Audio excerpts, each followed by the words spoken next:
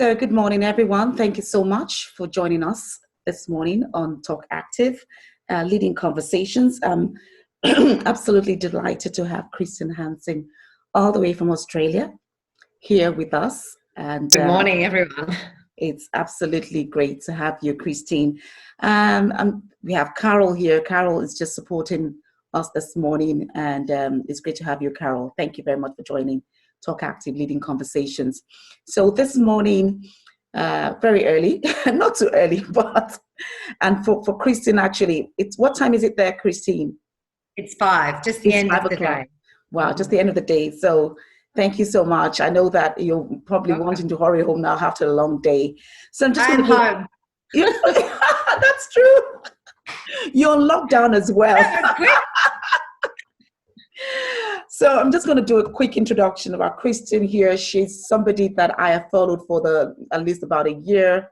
And she's somebody that I respect in the industry. And I'm just so glad that when I called, you answered in spite of the time difference. So Christine Hansen is an expert in the neuroscience of leadership and performance.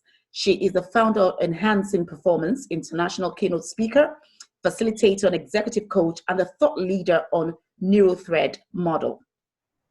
I hope you're going to tell us a little bit about that this morning. So following 20 years in senior roles within corporate Australia, Christine has evolved as a pioneer in the field of neuro leadership.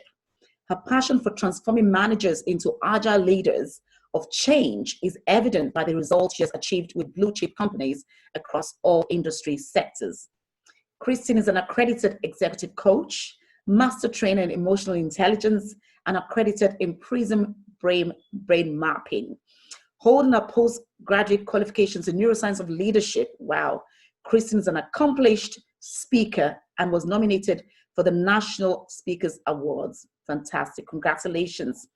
Thank you. Christine is here with us this morning, and we're going to hear a lot from her. I know we have just less than 30 minutes, but we want to hear your thoughts.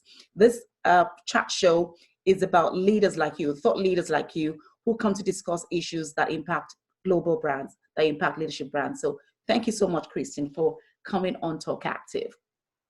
Thank you for having me.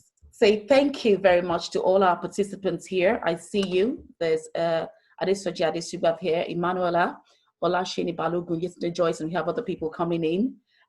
Thank you so much for joining us this morning. So Christine, because our time is limited, I'm going to jump right into it. Talk to us first about your work on neuroscience of leadership. What does that really mean? Yes, so I guess for about the last 10 years, I've been really fascinated and specializing in everything we're learning about the brain through a whole lot of research. And so an evidence-based approach is really appealing for many of my clients who like to understand a bit about the mechanics of, what outcomes they get as a result of different behaviors. So, with everybody having to deal with quite a lot of change in the workplace, even pre-COVID, but just the amount of challenge, flattening structures, globalization, always on technology, etc. It's challenging to get the best out of themselves and their own brains. We sort of feel, overwhelmed or burnt out quite easily, and also just under that general sense of pressure. I don't think there's very many managers or leaders in business I find today that aren't feeling, some level of pressure. So how to get the best out of your own brain was really appealing. And then how do you get the best out of the brains of others that you work with? So that's why I studied, this new space. And certainly the uptake throughout Australia and Asia Pacific has been very, very large in interest in terms of people wanting an evidence-based approach to some of the things like decision-making, regulating emotions, how to engage your team, how to lead through change, and how to have performance-related conversations and feedback that really work. Fantastic. That's fantastic. And what has been the response of people? It's kind of an emerging area. What has been the general response of leaders and organizations to this research?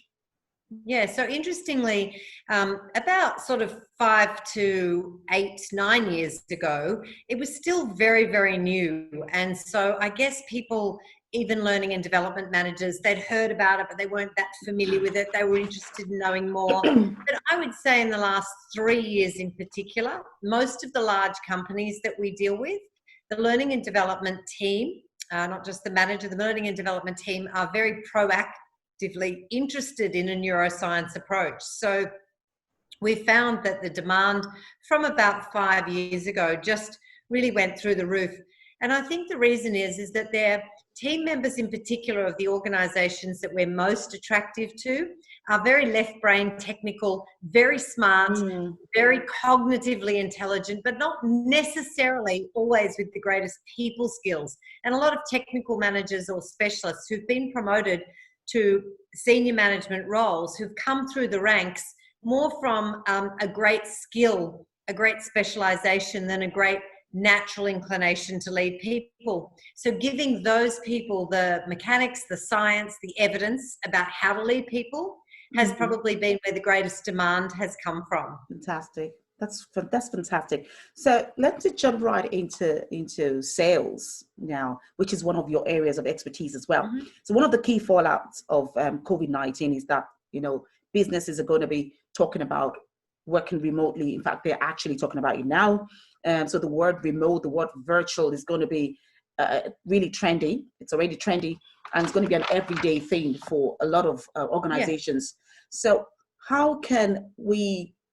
what is the new way of thinking about that? Because it's really a new way for a lot of people. How do we actually navigate the terrain, the uncharted waters of remote sales? So I think the first thing to note is, I come across sales people or owners of organizations or whatever who say, I do my deals by meeting with people, by connecting with them, by seeing them. I'm not going to be able to sell in this remote world.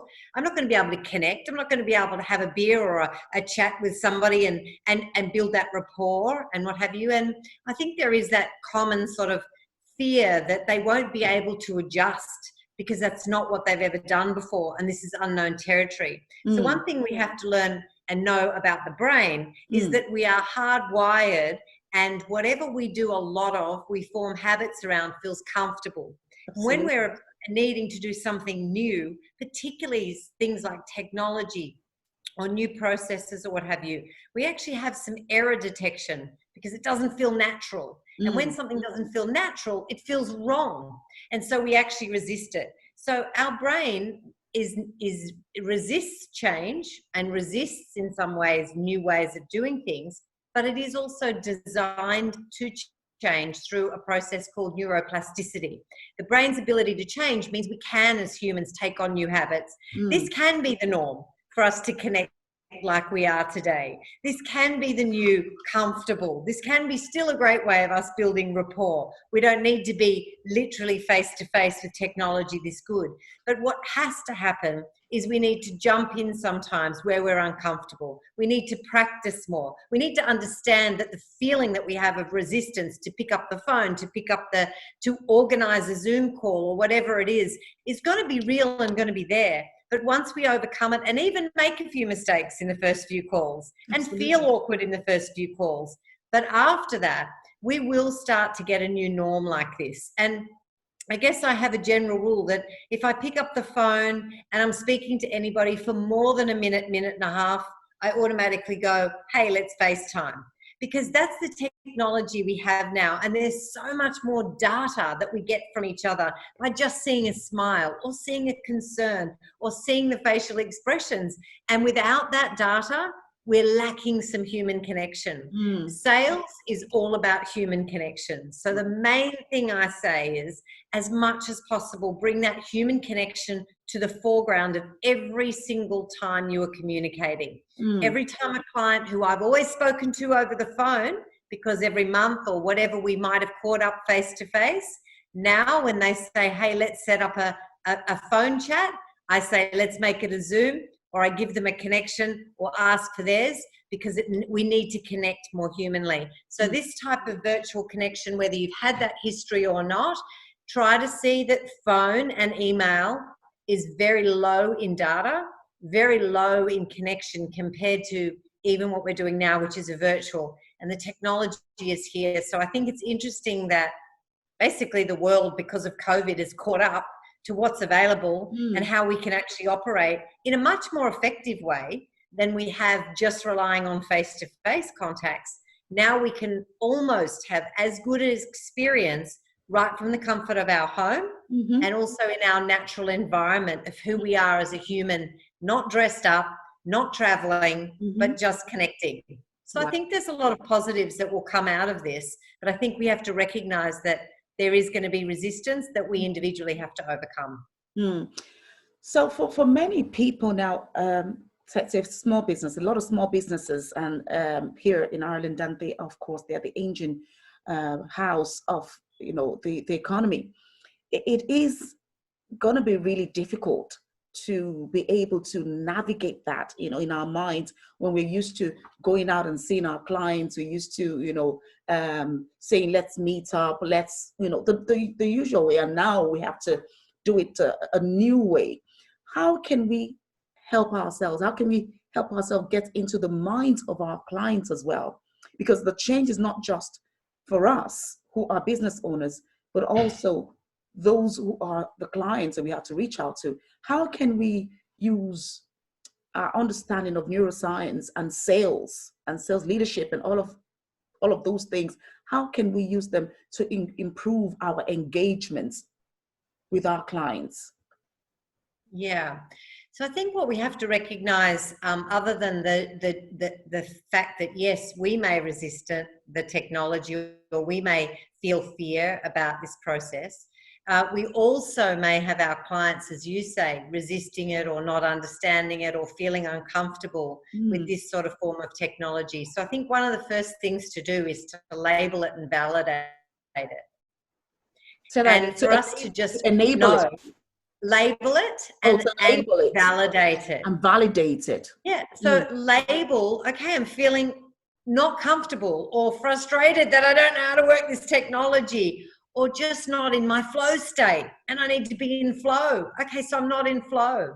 So if we label it, it actually helps us reduce the nervousness, the frustration, the impact that it's having on us initially, and also for our clients. So even to be able to say to a client, I know this is challenging to work the technology and sometimes we're not going to get it right and everything, but why don't we give it a go?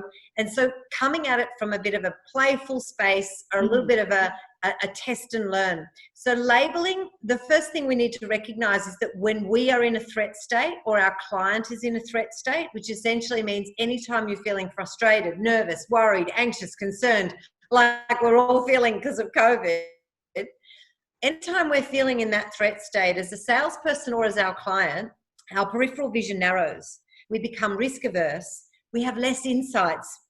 We're less connected to others, and we're problems oriented.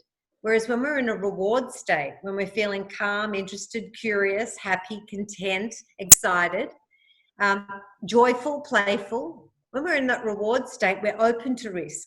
We have a broader focus. We're more connected to others. We have more insights, and we have a solution focus. So the first thing we need to recognize as salespeople is, what can we do to get ourselves in that playful, open, curious growth mindset that we need to have in order to then be emotionally contagious to share that same mindset with our customer.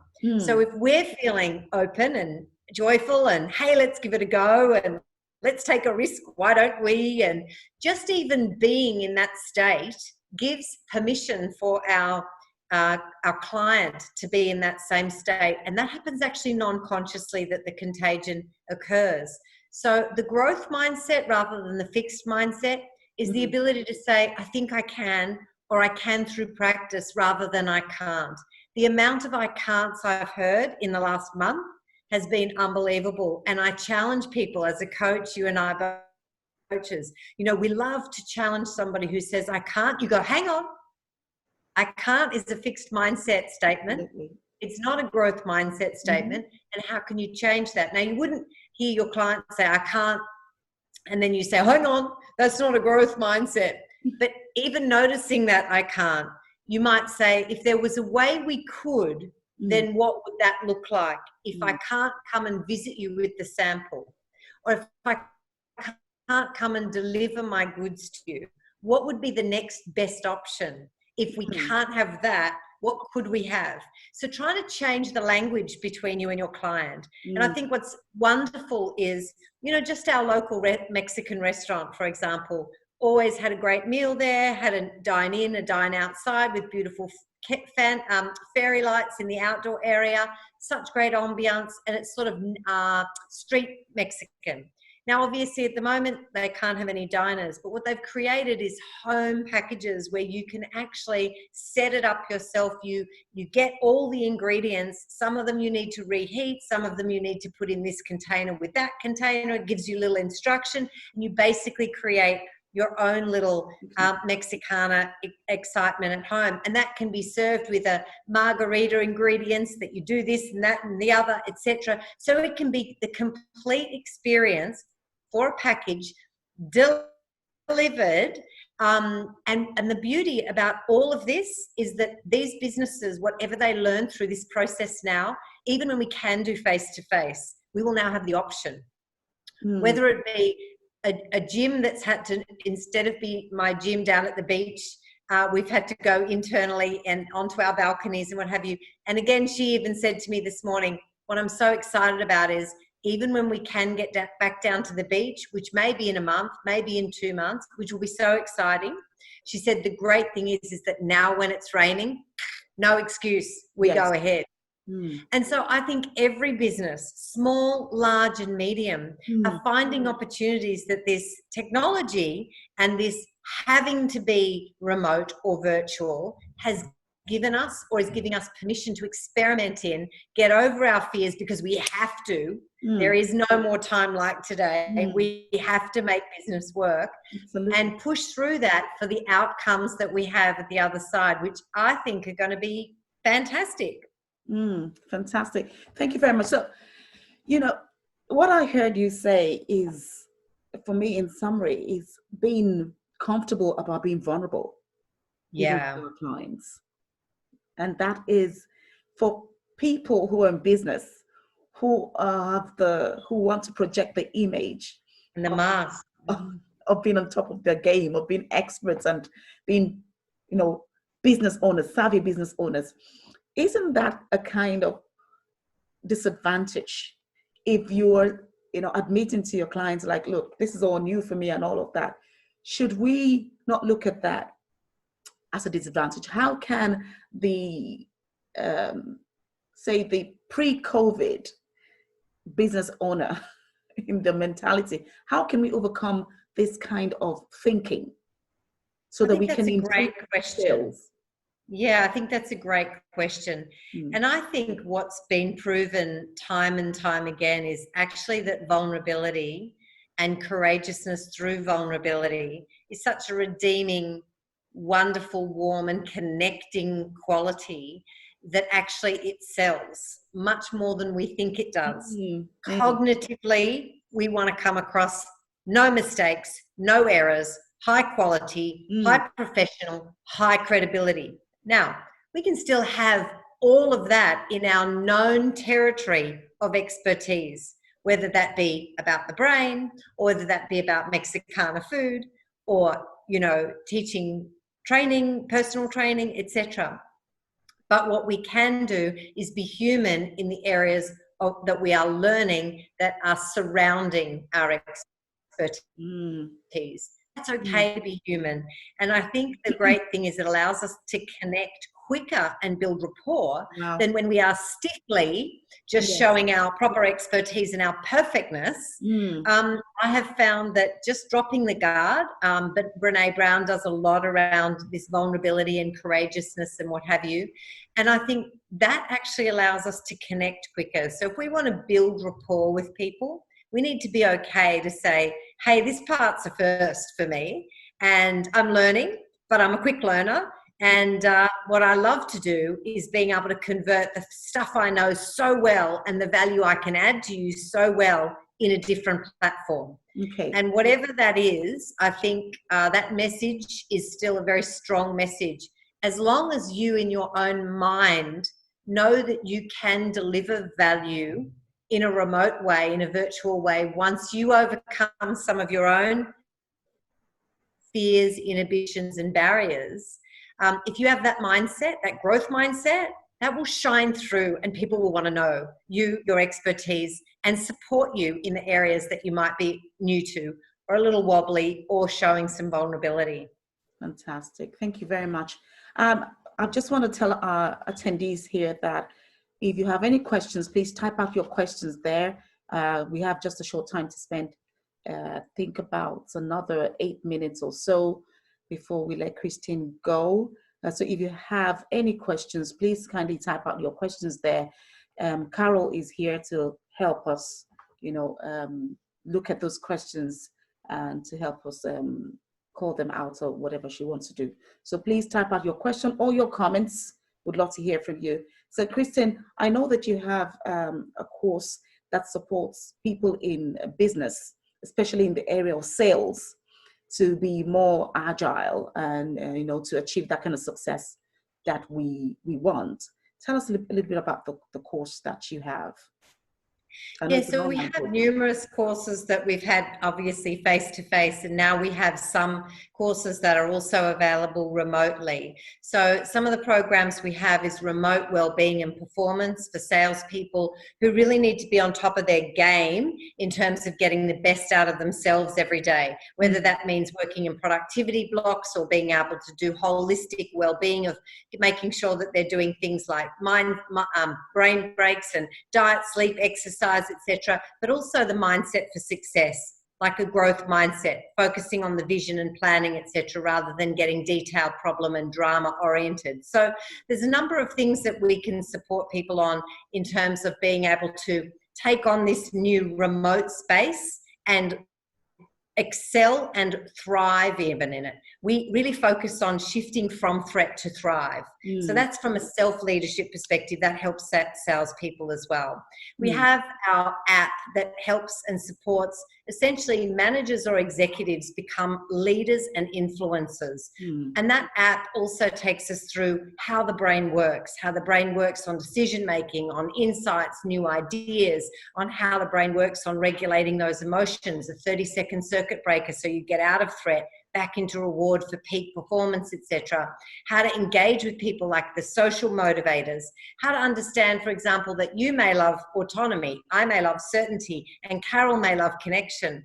And through understanding our differences, we can support and influence each other much more effectively. So we have this online program that are sort of basically 50 short modules that help people shift from being sort of automatic to being much more intentional by knowing how the brain works in their influence of themselves and others. So that's another program that we have. And we also have the neuroscience of sales effectiveness. And that has just a remote tinge to it as well. And we're running that as virtual webinars around the world as well. So there's a few different programs that we have to support people really to understand first how this works in yourself, and then how this works for others and how you can take advantage or best support and provide value to your clients in these times. And I think one of the things that I'd love to reiterate from a sales point of view is if we get back to the basics of what sales is about, sales isn't pushing stuff to people who don't want it.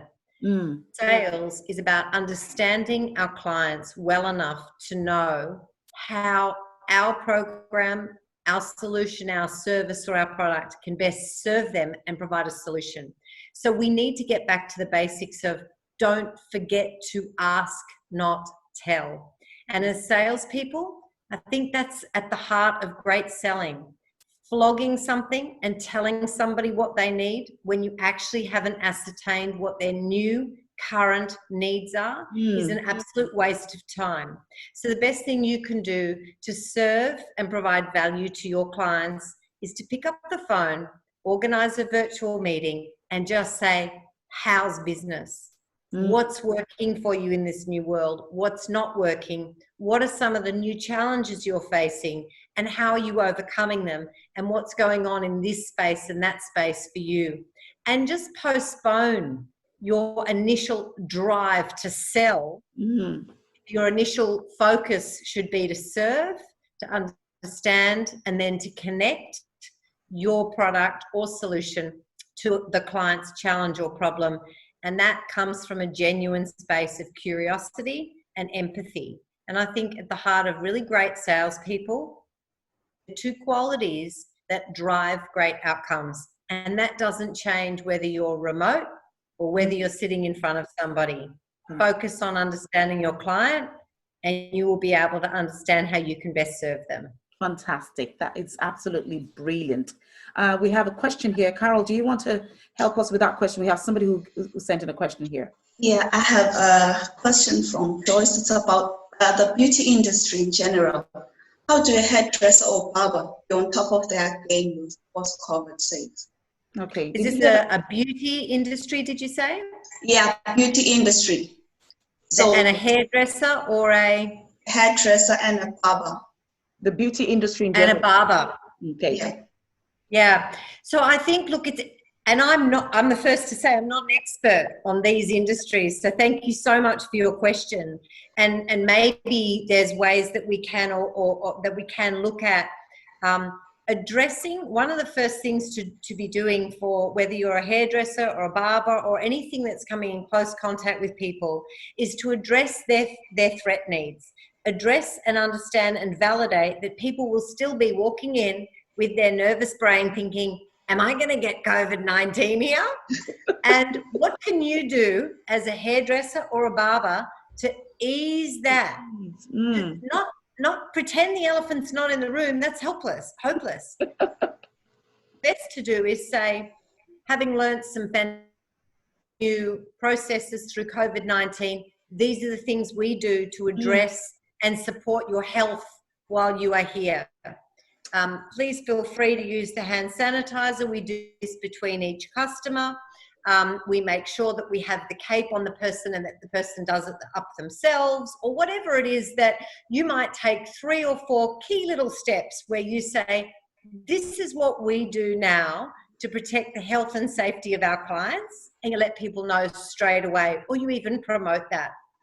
And you say, having learnt some great new health and well-being techniques, this is what our business is designed to do. But you can also then promote that our business is also here to let you take some time out from your busy schedule, allow yourself some time to pamper yourself, give yourself some self-love, etc., and promote some of the beautiful things that this industry allows busy people to have, which is time out, selfish time for themselves, to look after themselves, which is absolutely at the heart of well-being.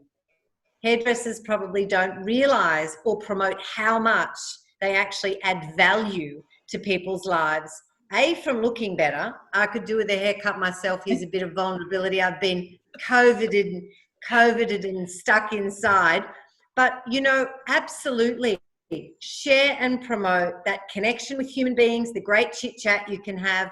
Promote the fact that your health and safety standards are through the roof now, and that you can provide your customers with some valuable self-care and well-being to make themselves feel fantastic again. Fantastic. I think there's some great lessons in COVID for us to all take out in this space. Very good. Thank you very much, Christine. We have another question there, Carol. Yeah, I think it's a comment, really. Okay. There's a question on the challenge. Okay. And present has been adept in communicating opportunities and sales strategy, and a new order of no physical contact. Quite impressive. That's a compliment for Christine here. Yeah. She says this person says, presenter has been adept in communicating opportunities and sales strategy under a new order of no physical contact. Quite impressive. So well done, Christine. That's good. And look, I think the thing is here, none of us are experts. This is not an area of my expertise, knowing how post-COVID is going to look for sales. What I can do is know how the brain responds to change, to threat, and what we need to do as humans to help each other feel safe again. because that's at the heart of everything that will allow us to purchase, make new decisions, take risks, etc. So let's just be human and let's Absolutely. We'll take one final connect. question. One final question before we let you go. Yeah. So someone says here, the challenge is balancing privacy and sales pitches. How do we overcome this in dealing with our clients? Yeah. Now, in what sort of industry would that be, and regarding privacy to do with what? So I'm not really sure if I understand the person's perspective regarding privacy versus, is that to be able to email them directly with offers? Is that what you mean for privacy? Because obviously privacy, or does it mean using their data to sell other things? I'm not really sure what industry we might be coming from a privacy perspective, or what the question relates to regarding privacy. So I'm going to ask Professor Adesugba to please clarify that question. So Professor Adesugba, if you're there, please kindly give us more info regarding the question about the privacy. Challenge. Yeah, because privacy. Yeah, and again, look, I would say one of the things that we need to recognize is that also as humans, one of the things we value very varied, from a very low scale to a very high scale, is privacy and is sharing data. Some of us meet each other and go, hi, nice to meet you. Do you want me to tell you all my deep, dark secrets? And other people go, whoa, too much information. I would not share that with you even if I knew you for 3 years. Yeah. Right? So one of the things about personal data, or us understanding sharing information, is that some people will rate that as a very high thing. Other people will rate it as not so important. And that's a bit like, we've got this COVID app in Australia that was being released, which is about who and where you've been in the last 21 days, that you're connected to anyone if they happen to have COVID, and your phone Bluetooths them and says, we were hanging out pretty much for 10 minutes when you were in a coffee shop 2 weeks ago. Now, obviously, there's been a lot of talk about privacy from that perspective. And interestingly enough, 2 million people have already signed up within a day for the app in Australia. And they had aims of getting 1 million people in 5 days. So what it has shown is that in some ways our desire for safety has exceeded our desire here for privacy. And safety and certainty has been so put into a threat that for some people, privacy has become not as important compared to saving myself or my loved ones. Yeah. Or saving other people I may have been in contact with if I'm the one who had COVID. So again, I think this is something worth taking on board, is that people differ in these their desires from a brain perspective, but at the heart of it, it's safety. So if you can make people feel safe regarding privacy challenges, that's important. It's not privacy for privacy's sake. It's privacy so that I'm safe. Yes, absolutely. And I think you hit the nail on the head. Thank you so much. Do you have any further questions? Fantastic. This is meant to be 30 minutes. You've overrun by, I think, about 5 minutes or so. It's been Sorry, I'm good at that. You've been impressive. Someone said impressive. So, that's the comment that I share. So thank you so much for joining us today, Christine Hansen. As I said, you're really somebody that I highly respect in the industry, even though you're far away in Australia. Connect with me on LinkedIn, everybody. I'd love to connect with you, hear your thoughts, and I'd appreciate also a small little snippet of our interview this morning as well, so that I can share that with our broader audience as well. Fantastic. So you can find Christine online, on LinkedIn particularly, Christine Hansen. Enhancing Performance, and that's ENHANSEN, same as on our flyer. So you find her there. Please leave a comment about what your thoughts are about this morning, and also find me as well, Toluwani Akahome, on LinkedIn and other social media platforms. So thank you so much for joining us. It's been really enlightening, and I'm sure that it will be a wonderful thing to have you on again sometime in the near future. You're welcome. I just took a little pic of us, so thank you very much as well. It's been a really great afternoon chat from my perspective, morning chat for you, I know. It's lovely to have an opportunity to talk with you, and such great questions and such nice opportunity for us to think about what might be in the future when it comes to getting the best out of ourselves, our others, and our client relationships. Thank you. Absolutely. Thank you. And before I just want to flag with us, our participants particularly, we have another webinar on Thursday, which is really about optimizing the opportunities post-COVID. So being able to explore those opportunities for them and seeing how we can optimize the opportunities. And I just want to invite you to that. Is 1 to 2 p.m. Irish time, and it will be on this platform as well. We're still having a bit of challenges with YouTube, but we'll get around it sometime. Not particularly bothered about it, as long as we're in the room and we're having fun. That's great enough. So I just want to give a shout out to Ebony. Ebony is the one that made this for me. Well, she makes it to sell, and she is a fantastic entrepreneur here in Ireland. She's doing great work, and she uses African fabric to make all sorts of things. Okay, so shout out to Ebony, and thank you for this lovely gift. So thank you very much for everyone who's joined us.